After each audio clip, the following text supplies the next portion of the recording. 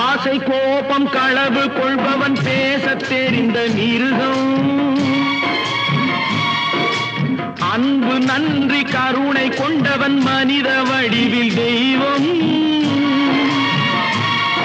இதில் மிருகம் என்பது கள்ள மனம், உயர் தெய்வம் என்பது பிள்ளை மனம்.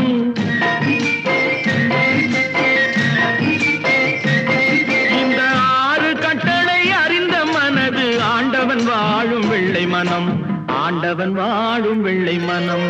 6 மனமே 6, அந்த ஆண்டவன் கட்டளை 6.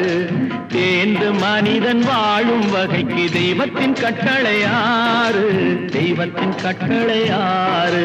6 மனமே 6, அந்த ஆண்டவன் கட்டளை 6.